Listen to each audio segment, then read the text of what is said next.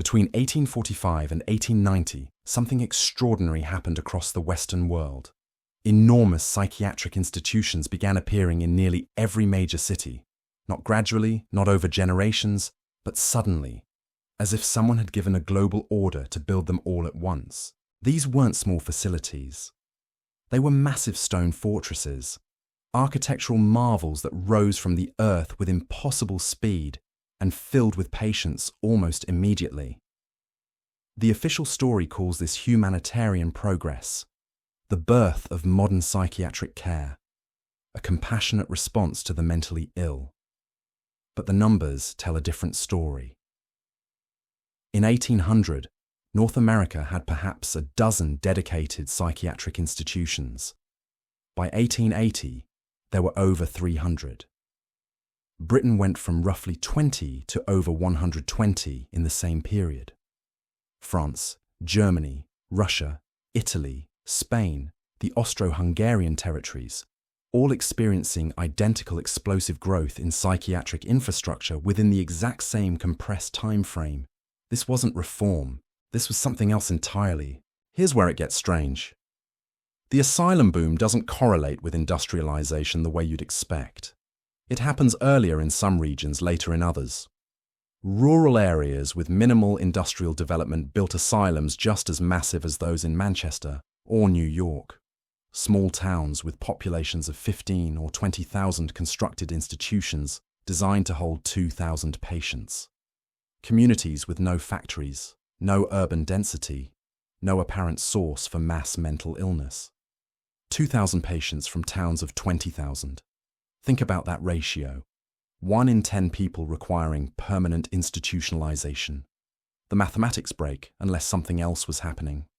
Unless the patients were coming from somewhere the official record refuses to acknowledge. Now consider a parallel timeline that mainstream history treats as unrelated, coincidental, or most often, completely non-existent. Between approximately 1750 and 1850, something catastrophic happened to cities across the globe. Something that left buildings half buried. Ground floors became basements. Street levels rose by meters. Windows that once opened to streets now open onto compacted soil and stone. Doorways designed for human passage now lead directly into earth and debris. We call it the Mudflood, though that name barely captures the scope of what occurred. St. Petersburg, Paris, London, Boston, San Francisco, Melbourne, Buenos Aires, Edinburgh, Prague, Istanbul. Cities separated by thousands of miles, with no cultural contact, no shared engineering tradition, no coordinated urban planning, yet all showing the same architectural evidence of rapid burial, all displaying the same impossible uniformity of disruption. Buildings with ornate first-floor windows now underground. Basement levels that were clearly designed as ground floors, with ceiling heights and decorative elements that make no sense for storage spaces. Doors that open to dirt. Entire neighborhoods sitting 3 to 15 feet lower than the surrounding streets. And always the same absence of documentation explaining how or why this happened. The time frame matters, roughly 1800 to 1860, the exact same window when asylum construction exploded worldwide. So let me pose a question that sounds absurd until you sit with it. What do you do with the witnesses? If a civilization-altering event occurred, if cities were buried, if populations were displaced, if the physical landscape was fundamentally transformed, there would be survivors, people who remembered, people who could testify to what the world looked like before, people who remembered when those basement windows were ground floor entrances, people who insisted the streets were lower, the buildings taller, the architecture different, people who would contradict the new official narrative, not criminals, not revolutionaries, not dangerous in any conventional sense, dangerous only in what they knew, in what they remembered, in their refusal to accept the revised timeline, in their insistence that the world had changed in ways that couldn't be explained by gradual urban development. How do you silence testimony without obvious suppression? How do you recast massive historical disruption as myth, as delusion, as the ravings of disturbed minds? How do you make reality itself a symptom of madness? You build asylums. Look at the institutions themselves, not just their number, though that's striking enough, but their design, their capacity, their architecture, the sheer monumental quality of structures supposedly built for the indigent mentally ill. These weren't medical facilities in any modern sense. They were containment structures, massive stone fortresses built with the same architectural techniques and often by the same unknown builders as the monumental structures from the previous era. The era we're told didn't exist. The era that supposedly ended before it began. Buildings constructed with precision stonework, sophisticated ventilation systems, architectural elements that mirror the old world style found in the half-buried buildings themselves. The Kirkbride Plan, introduced in 1854 by Thomas Story Kirkbride, became the template for asylum construction across North America. Enormous batwing structures, symmetrical, imposing, built of stone and brick with a craftsmanship that seems inconsistent with the supposed capabilities of mid-19th century America. These weren't simple institutional buildings. They were architectural monuments, often featuring the same ornate stonework, the same advanced construction techniques, the same impossible precision we see in structures officially attributed to an earlier or non-existent civilization. But here's the strangest part. Many of these buildings didn't just appear suddenly in the historical record. They appeared complete, fully operational, with patient populations that materialized almost immediately. No construction photographs, no building progress reports, just sudden existence, as if they'd been there all along, simply repurposed from some previous function. Where did those patients come from? The records are vague, the wandering poor, the deranged, those of unsound mind, persons without settlement. The descriptions are oddly uniform, not specific diagnoses, not detailed case histories, just removal, institutionalization, permanent separation from society. The language carefully avoiding specifics, as if the true reasons for commitment couldn't be written down. This is where the pattern becomes harder to explain away. Asylum construction wasn't a regional phenomenon. It wasn't one nation responding to local conditions. It was global, and it was coordinated, not through explicit international treaty. No single document mandates worldwide psychiatric institutionalization, but through a pattern so uniform, it implies centralized planning. The timing, the architecture, the stated purposes, the legal frameworks enabling involuntary commitment, all emerging in the same narrow historical window across continents, across cultures that supposedly had minimal contact. The same Kirkbride-style layouts appearing in Russia and Argentina, the same commitment criteria emerging in Britain and Australia, the same expansion of diagnostic categories happening simultaneously in societies with radically different medical traditions. Britain passes the Lunacy Act in 1845, mandating asylum construction in every county. France enacts similar legislation the same year. The United States sees state after state pass commitment laws throughout the 1840s and 1850s. Russia, Germany, the Austro-Hungarian Empire, all implementing psychiatric institutionalization on an unprecedented scale. Japan begins constructing Western-style asylums in the 1870s, despite having no prior tradition of institutional psychiatry. The Ottoman Empire follows suit. Even colonial territories in Africa and Asia see asylum construction, often before basic hospitals or schools. All at once, all without acknowledging coordination, all while pretending this was spontaneous humanitarian reform happening independently across dozens of nations, all using remarkably similar architectural plans, similar legal language, similar justifications for involuntary detention. The official history treats this as convergent evolution, similar problems producing similar solutions. progressive reform spreading naturally through cultural exchange, medical knowledge diffusing through professional journals and international conferences. But convergent evolution doesn't produce identical architecture. It doesn't produce identical legal language. It doesn't produce simultaneous construction timelines in regions with drastically different governmental structures, economic conditions, and cultural values. It doesn't explain why a small town in rural Pennsylvania and a provincial city in Siberia would build virtually identical psychiatric facilities in the same decade, using the same design principles, serving the same apparent function. Once you see it, you can't unsee it. The pattern shifts from coincidence to coordination. Now consider what happened to psychiatric diagnosis during this period. Before 1840, insanity was a relatively narrow category. Severe mental disruption, violent behavior, profound cognitive impairment, conditions so obvious and extreme that commitment was rarely controversial. But between 1840 and 1880, the definition exploded. Suddenly, almost anything could qualify as madness requiring institutionalization.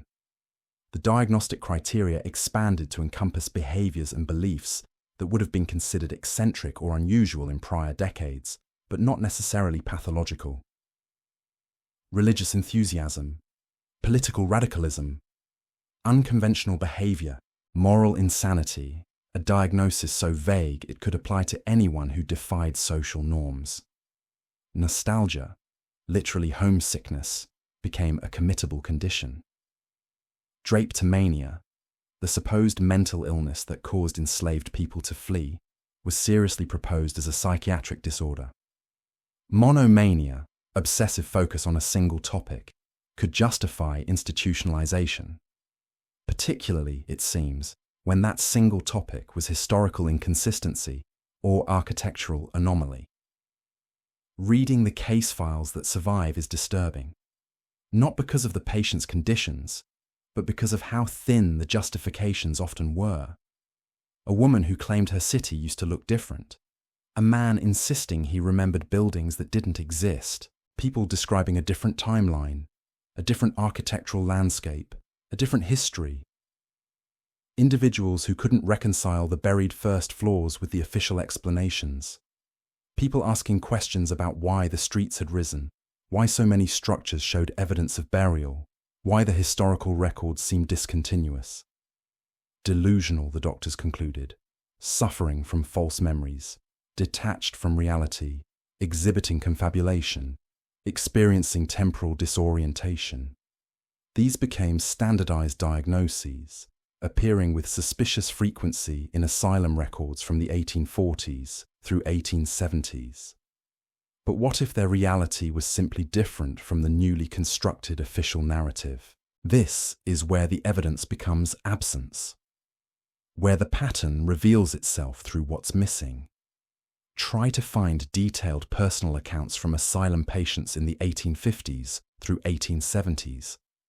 Try to find their testimony, their version of events, their descriptions of the world they remembered, their explanations for why they believed what they believed, in their own words, unfiltered by institutional interpretation. The records are sparse, heavily filtered through institutional authorities. And where they do exist, they're dismissed as the products of disordered minds. Patient testimony was transcribed by asylum staff, interpreted through the lens of psychiatric diagnosis, and preserved only when it confirmed the institution's assessment of madness. Direct patient writings were often destroyed as therapeutically counterproductive. But dismissal isn't the same as evidence of falsehood. The deeper you go into asylum records, the more systematic gaps appear. Patient admissions with no accompanying documentation of their previous lives. People institutionalized with no clear family connections. No established residences. No paper trails suggesting they existed before the moment they entered the asylum. Names without histories. Identities without context. Just dates of admission and vague descriptions of symptomology. As if they appeared from nowhere, or as if their previous existence had been erased, as if records had been deliberately purged, as if these were people who needed to disappear from the historical record entirely, leaving no trace of who they were or what they knew. What haunts me most isn't what the records say, it's what they don't say. There's no discussion of the contradiction, no acknowledgement that something strange is happening. The 19th century medical establishment treats the sudden explosion of mental illness as natural, expected, unremarkable. No medical journals question why psychiatric pathology appears to be increasing exponentially. No public health officials investigate the cause of this apparent epidemic. Thousands of people across Europe and North America suddenly going mad, requiring permanent institutionalization, displaying symptoms that often centered on false memories, temporal confusion, and insistence that the physical world had changed, all within the same narrow time frame, all exhibiting remarkably similar delusions about architectural anomalies and historical discontinuity. And the response? Not investigation, not curiosity about why this particular cluster of symptoms appeared simultaneously across vast geographic distances, not epidemiological study of what might cause such a specific and widespread pattern of mental disruption. Just commitment, containment, silence, immediate institutionalization, permanent separation from society, and a remarkable lack of medical curiosity about the phenomenon itself. The asylums filled, and the Mudflood became myth. The witnesses became patients, the testimony became symptom, and the questions became evidence of madness. Return to the buildings themselves. Many 19th century asylums show the same half-buried characteristics as other structures from the period. First floors below ground level, windows opening to soil, the same evidence of rapid burial we see in civic buildings, churches, train stations, the Danvers State Hospital in Massachusetts, the Trans-Allegheny Lunatic Asylum in West Virginia, the Athens Lunatic Asylum in Ohio, all showing foundations that suggest they either predated the Mudflood or were constructed immediately after, on ground that had recently risen. But unlike those other structures, asylums weren't typically celebrated as architectural achievements. They weren't featured in the same way. They were built, filled, and quietly forgotten. No grand opening ceremonies, no architectural journals celebrating their design, just functional construction notes and rapid patient admission, until they were abandoned. And when they were abandoned throughout the 20th century, as psychiatric care shifted to other models, what happened to the records?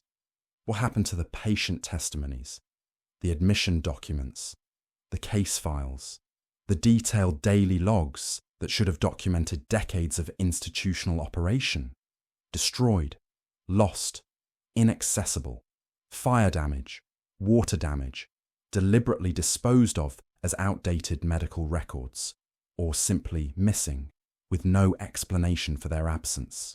The destruction often occurred immediately before the buildings were repurposed or demolished, as if someone didn't want those records surviving into an era when independent researchers might access them. The silence was deafening. But silence, when you look closely enough, has a shape. It has edges, and those edges reveal what was cut away. Start with this question: what happened to the children? Every asylum admission record I've examined includes age data, and buried in those numbers is something nobody discusses. A disproportionate percentage of patients admitted between 1850 and 1880 were young. Not elderly individuals experiencing dementia, not middle-aged people worn down by life's burdens.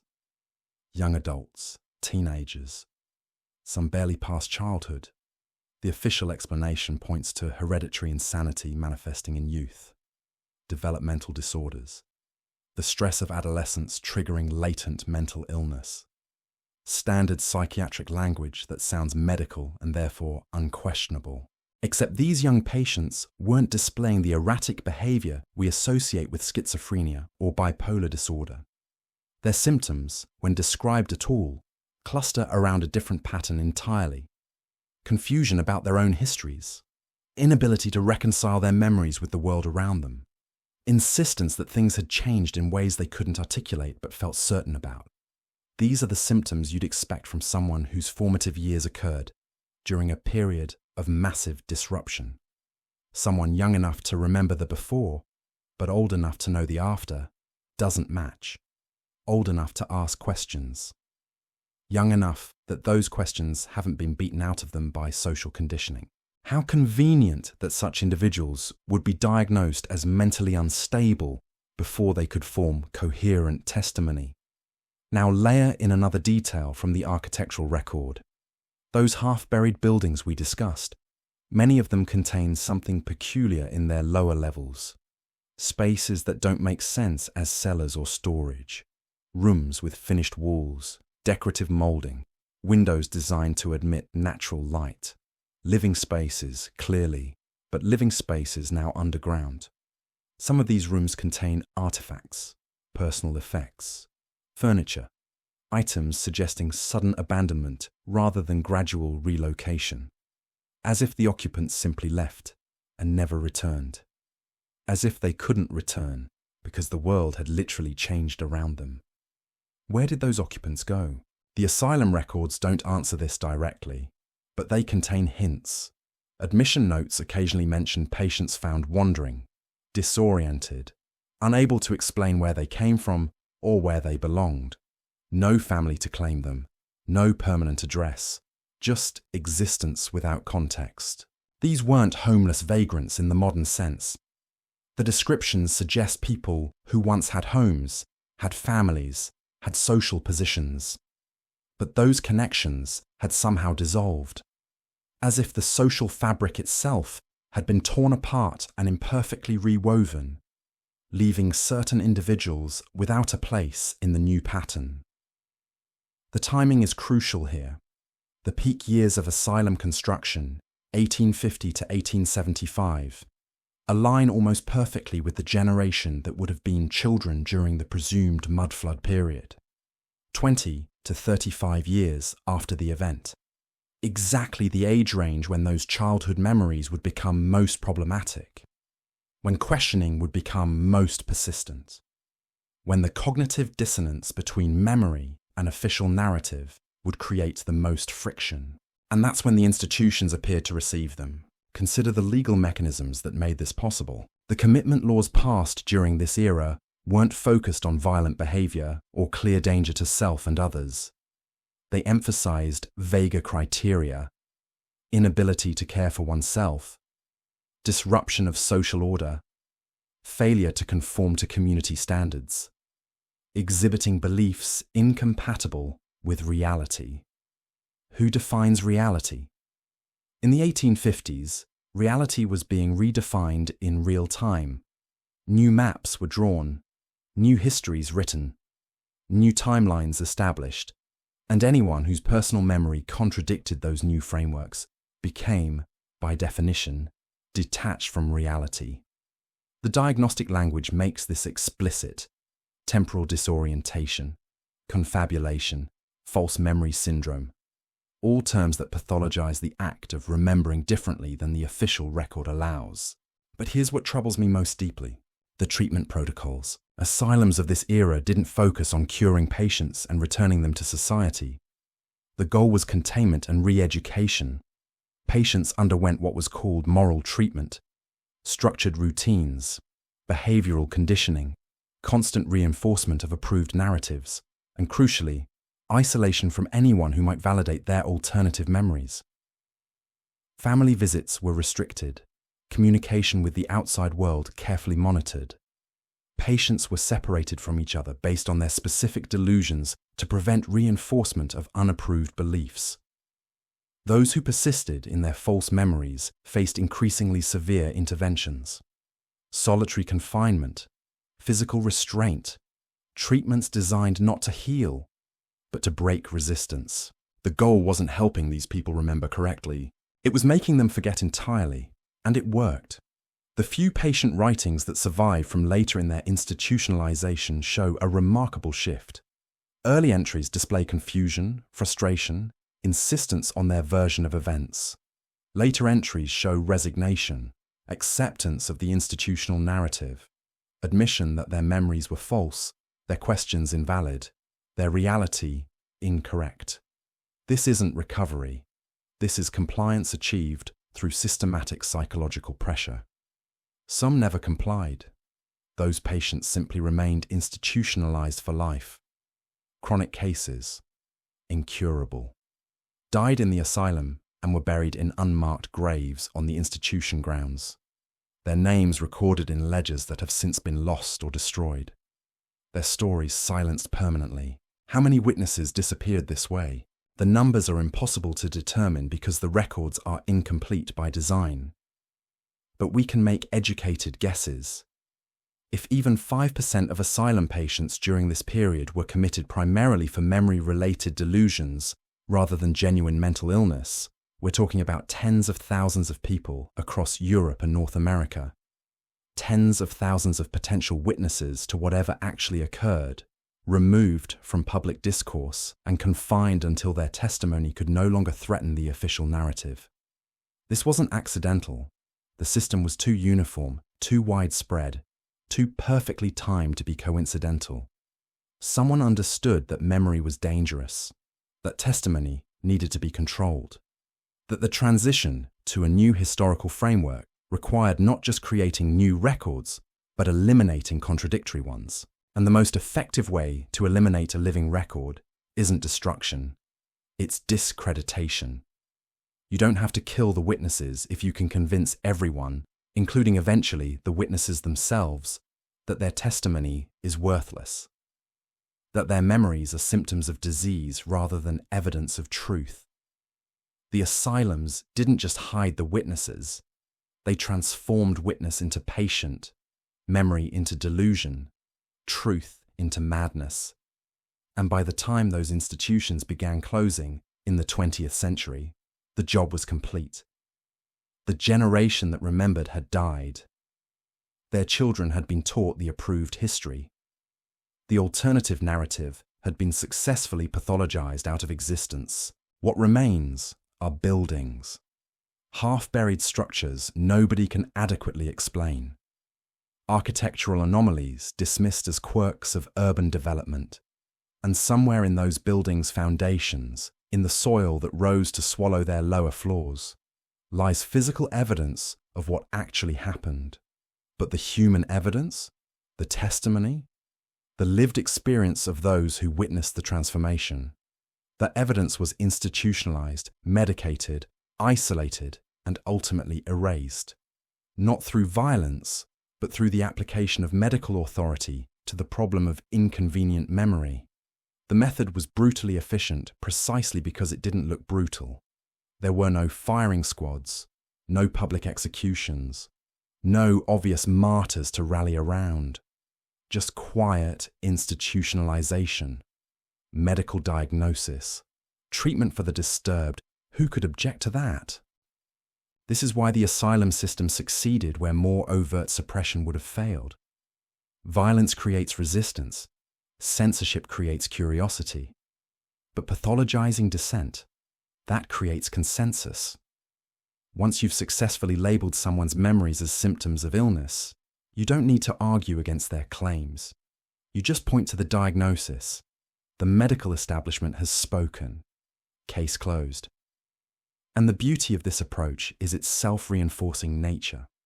The more someone insisted their memories were real, the more evidence of their delusion they provided. Persistence became proof of pathology. Detailed descriptions of how things used to be became elaborate confabulation. Emotional investment in their version of events became further indication of mental instability. The system was designed to turn truth-telling into self-incrimination. But here's what makes this particularly insidious. The people running these institutions probably believed they were helping. Most asylum administrators weren't conscious conspirators. They were trained professionals, operating within an accepted medical framework. They genuinely thought these patients were suffering from false memories, temporal confusion, delusional disorder. The lie had been embedded so deeply into the institutional structure that even the enforcers didn't recognize it as a lie. This is how effective historical revision works. You don't need everyone in on the conspiracy. You just need the right framework established at the top. Then let professional incentives and institutional inertia do the rest. Doctors who questioned too many diagnoses risked their careers. Administrators who released too many patients faced scrutiny. The system selected for compliance, not curiosity. And for the patients themselves, the psychological pressure was immense. Imagine being told repeatedly by authority figures that your memories are false, that your perception of reality is diseased, that accepting the institutional narrative is the only path to freedom. How long could you resist? How many years of isolation, of treatments designed to break your certainty, of being surrounded by people who insist you're wrong about your own experience? Some held out. Those are the chronic cases, the incurables, the ones who died still insisting they remembered something different, their stubbornness recorded in medical notes as evidence of severe pathology, not as testimony to truth. Others broke, accepted the new reality, admitted their memories were false, graduated from patient to compliant subject, were eventually released into a world that had moved on, having internalized the approved version of history. These were counted as successes, proof the treatment worked, but both outcomes served the same function, silencing the testimony, either through permanent institutionalization or through psychological conversion. Either way, the alternative narrative was eliminated. Now, consider the children, the next generation growing up after the catastrophe. They had no first-hand memory of what came before. They learned history from textbooks that presented the approved timeline. They grew up in cities where the buried first floors were simply how things were. Unremarkable, not requiring explanation. When their parents or grandparents spoke of things being different, of streets being lower, of buildings looking different, the children had no framework for understanding these claims as anything other than confusion. Old age, failing memory, the natural degradation of mental faculties. The institutional narrative became the only narrative within a single generation. This is the real genius of the operation. It didn't just suppress the witnesses of that generation, it prevented future generations from even recognizing there was something to question. The buildings remained half buried, yes, but without living memory of their original configuration, those architectural anomalies became just quirks of old construction. Interesting perhaps, but not evidence of anything significant.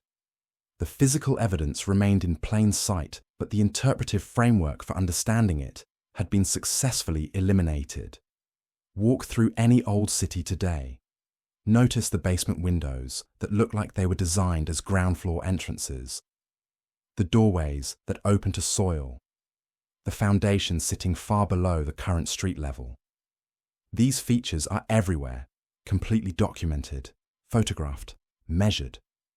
But ask anyone what caused this, and you'll get vague answers about gradual soil accumulation, cultural layers, natural urban development over centuries. No one questions this explanation because the people who could have questioned it, who remembered it happening differently, were systematically removed from public discourse and labelled as mentally ill. The asylums didn't just hide the evidence, they made questioning the evidence itself a sign of madness. And this pattern hasn't ended. The same institutional mechanisms that pathologized inconvenient memory in the 19th century still exist today. The diagnostic categories have changed, the treatments have evolved, but the fundamental principle remains. Reality is defined by institutional consensus, and those who perceive reality differently are diagnosed, treated, and if necessary, removed from the conversation. This isn't ancient history. This is recent history. The asylums that served this function were still operating into the late 20th century. Some of those buildings still stand, abandoned now, but their records destroyed, their purposes forgotten, their role in erasing an entire chapter of human history successfully obscured. We live in the world they created. A world where certain questions aren't asked because the people who would have asked them were institutionalized. Where certain memories don't exist because they were systematically pathologized out of existence. Where physical evidence of catastrophic disruption sits ignored because the interpretive framework for understanding it was deliberately eliminated. The Mudflood happened. The cities were buried. The witnesses were removed. The memory was erased. And we've been living in the aftermath ever since, accepting the official story because the alternative voices were silenced so thoroughly that most people don't even know there was an alternative.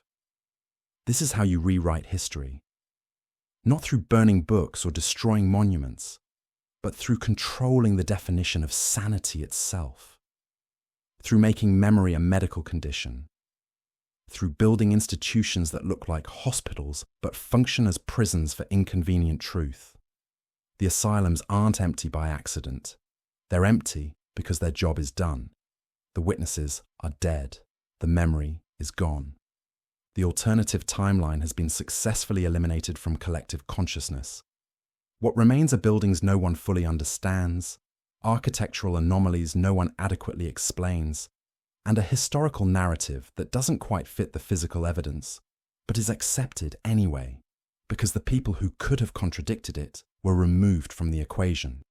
That's the real function of the 19th century asylum boom. Not healing, not humanitarian reform. Erasure. Systematic, institutional, medically sanctioned erasure of testimony that threatened the approved version of recent history. The buildings remain. But the voices that could explain them were silenced over a century ago, diagnosed into oblivion, institutionalized until their truth became indistinguishable from madness. The system worked because it had to. There was no other way to manage the scale of what needed to be hidden. You can't execute tens of thousands of witnesses without creating martyrs. You can't censor that many voices without drawing attention, but you can diagnose them.